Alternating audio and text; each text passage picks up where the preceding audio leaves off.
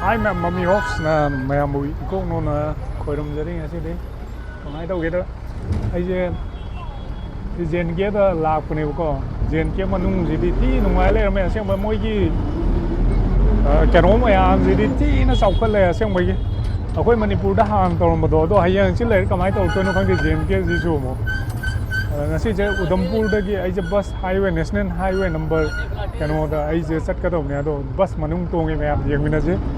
Ado sum wangang ba jisu nungai te ko aduna wangang ba jisu sung khar koi tho ga sung wangang ba du ne na phai ye na sung koi ba la ko ne ado em jeng mina je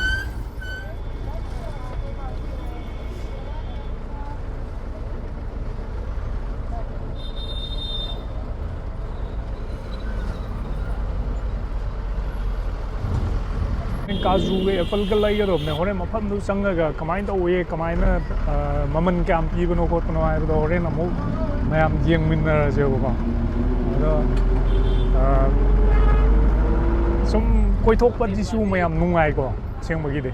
koi thok to ge di koi thok pa hai tra ga di kai no ga na punsi je kai su kana bana te aduna Manipur da uri ba ko li ba mayam je apha ba gi apha ba ta ne se sum jeng je do ai ju khang mana te si lambi je ai ju khang mana te ai ju pung chat li bani tau uri ba je khang ma me am na kai ju khang cha bana te ye se moi ga ba mo ya ye ni ko ma am jing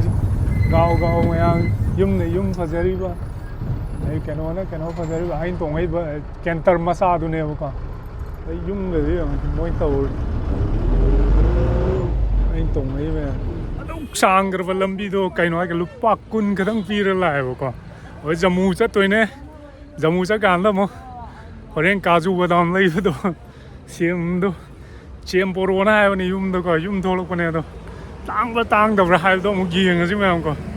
ở cái highway này national highway number 1 nè lấy vào coi ở đó ấy chứ oi me dawn da hange duga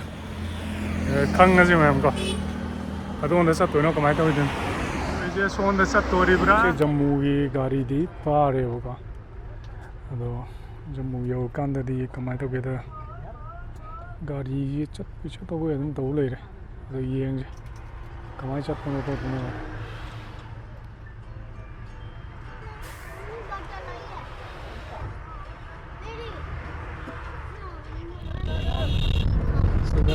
kamai tau ge da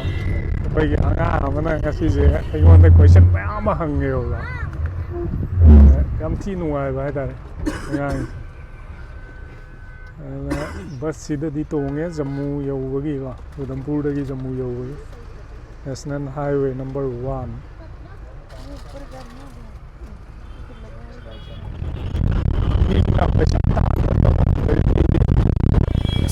Dole ngasi di matang chat pada siang ba ai je Udhampur dagi thola ga mo Jammu gi keno mo pam ni da mo lak pane Jammu gi railway station ma ka lak pane do mo okto phara sat ka do bane da 50 rupees mu ki low ha ba ko ado asiang mai akoi gi Manipur da hoje iram grang tauri ji ga ha ga di si ai dum nungang da ni sal je kai su keno tau de do ki mati ti na nungai ba ko di mafam moi si gi mafam je siang wagi de makha da na sum mathang video je sum mathang sum yeng je kamai to no ha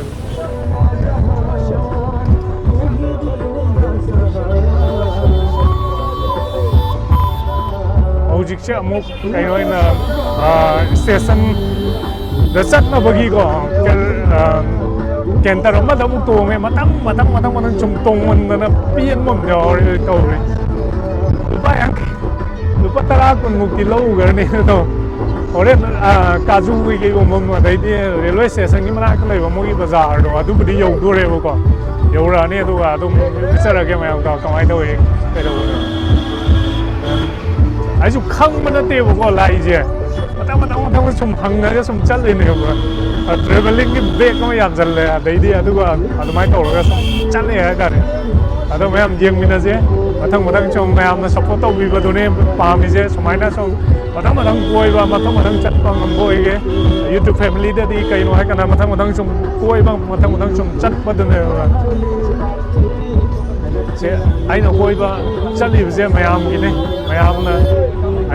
ꯃꯌꯥꯝꯅ ꯃꯣꯏ ꯁꯤ ꯃꯐꯝꯗꯣ ꯁꯨꯃꯥꯏꯅ ꯇꯧꯍꯧꯋꯤ ꯑꯗꯨ ꯇꯧꯍꯧꯋꯤ ꯍꯥꯏꯕꯗꯣ ꯃꯌꯥꯝꯗ ꯇꯝꯗꯣꯔꯤꯕꯅꯦꯕꯀꯣ ꯑꯗꯨꯅꯤꯗ ꯃꯈꯥ ꯇꯥꯅ ꯁꯨꯝ ꯌꯦꯡꯃꯤꯟꯅꯁꯦ ꯃꯌꯥꯝꯀꯣ ꯖꯃꯨꯁꯦ ꯅꯍꯥꯟꯋꯥꯏꯗꯤ ꯅꯠꯇ꯭ꯔꯦ ꯌꯥꯝ ꯐꯖꯔꯝꯃꯦ ꯑꯁꯦꯡꯕ ꯆꯥꯎꯗꯤ ꯆꯥꯎꯈꯠꯂꯦ ꯁꯨꯝ ꯌꯦꯡꯀꯥꯟꯗꯀꯣ ꯑꯁ ꯃꯐꯝ ꯈꯨꯗꯤꯡꯒꯤ ꯃꯣꯏꯒꯤ ꯏꯁꯇ꯭ꯔꯤꯃꯤꯡ ꯁꯥꯔꯒꯁꯨ ꯀꯩꯅꯣꯒꯤꯅ ꯁꯤꯒꯤ ꯏꯁꯤꯡ ꯇꯥꯔꯤꯕꯁꯦ ꯇꯥꯍꯜꯂꯤꯁꯦ ꯁꯤꯁꯤꯅ ꯑꯗꯨꯝ ꯃꯅꯤꯟꯁꯤꯅ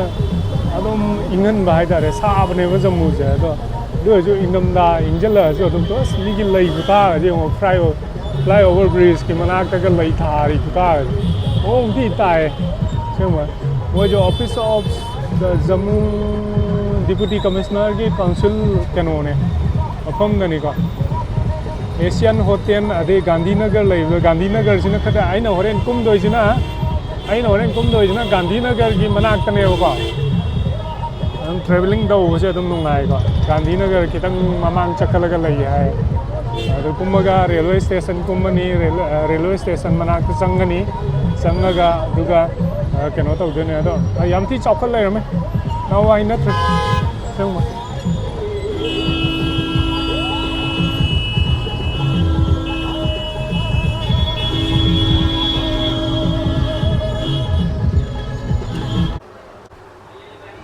अच्छा अखरोट है बताओ अखरोट में ऐसे हाथ में तोड़ने वाला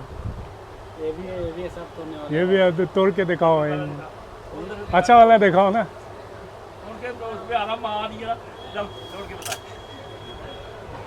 जल्दी तोड़ता है आप लोग तो ये बढ़िया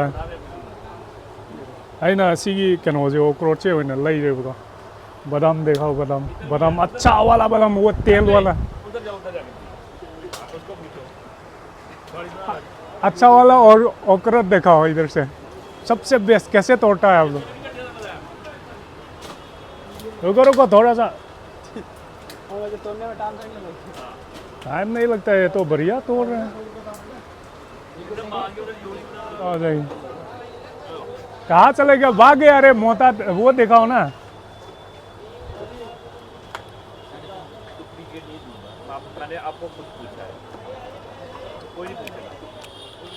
बादाम दी पता है सीधा ड्राई फ्रूट तीन मई दाबिन तो सी लगी मैं ड्राई फ्रूट की दुकान जम्मूदने वो लगे ये मसीगी अखरोट मई दा लेबने याम होंगे हाबदे 1700 200 ग्राम दा 300 ग्राम दा 500 400 लेबदो अखोई केजी अमा दा दुम 700 दा दुम फंगेबको सिगी मफमजिदगी लेयेबको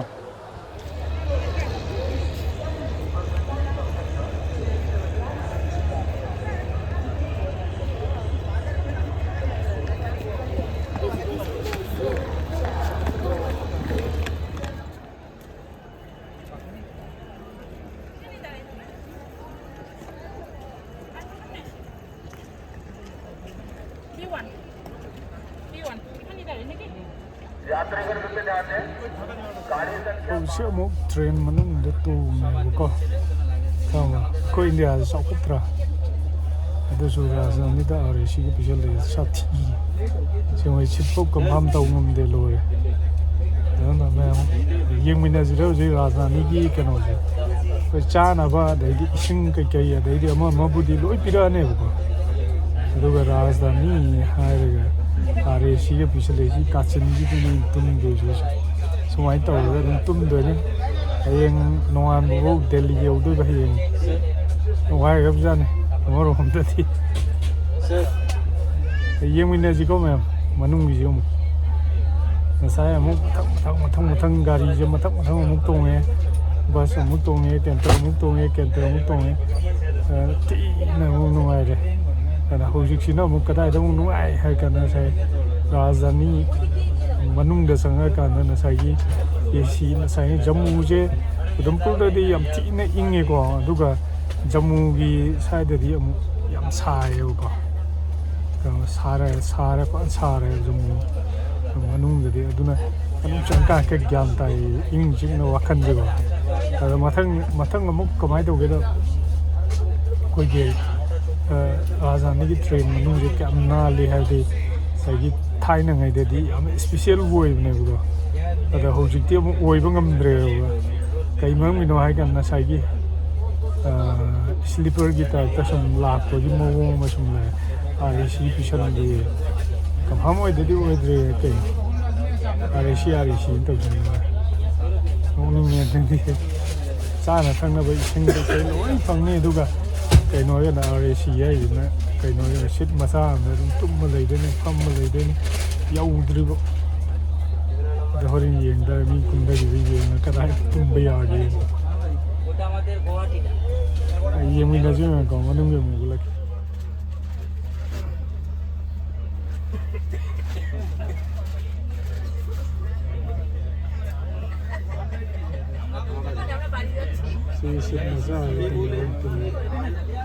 एयरपोर्ट टर्मिनल 3 यौरे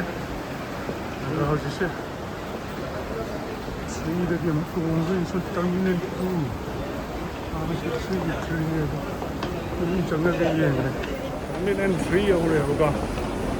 मनुंग चंगे येंगदा याम हायरमने वीडियोदि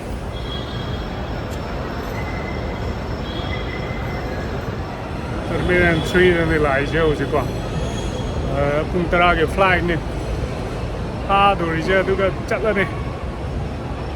ꯑꯩꯒꯤ ꯑꯌꯥꯝꯕ ꯗꯤꯕ꯭ꯔꯨꯒꯔꯗꯒꯤ ꯑꯃꯒ ꯌꯥꯎꯔꯦ ꯑꯗꯨꯒ ꯆꯠꯃꯤꯟꯅꯔꯅꯤ ꯑꯗꯨꯒ ꯃꯥ ꯗꯤꯕ꯭ꯔꯨꯒꯔ ꯆꯠꯈ꯭ꯔꯦ ꯃꯥꯏ ꯄꯨꯡ 2ꯒꯤ ꯐ꯭ꯂꯥꯏꯠꯅꯦꯕꯀꯣ ꯑꯗꯨꯒ ꯑꯩꯒꯤꯅ ꯀꯩꯅꯣ ꯄꯨꯡ 10 ꯍꯥꯏꯇꯥꯔꯦ ꯄꯨꯡ 10ꯒꯤ ꯐ꯭ꯂꯥꯏꯠꯅꯦꯕ ꯌꯦꯡꯁꯤ ꯃꯌꯥꯝ ꯗꯦꯜꯂꯤꯒꯤ ꯏꯌꯥꯔꯄꯣꯔꯠ ꯌꯧꯕꯗ ꯉꯥꯏꯔꯤ ꯐꯖꯔꯦ ꯋꯦꯠꯇꯤ ꯍꯣꯔꯦꯟ ꯐꯖꯅ ꯅꯥꯞ ꯑꯣꯜꯍꯧꯔꯅꯤ 4,500 ꯂꯧꯒꯦ ꯍꯥꯏꯔꯛꯑꯅꯤ 100%.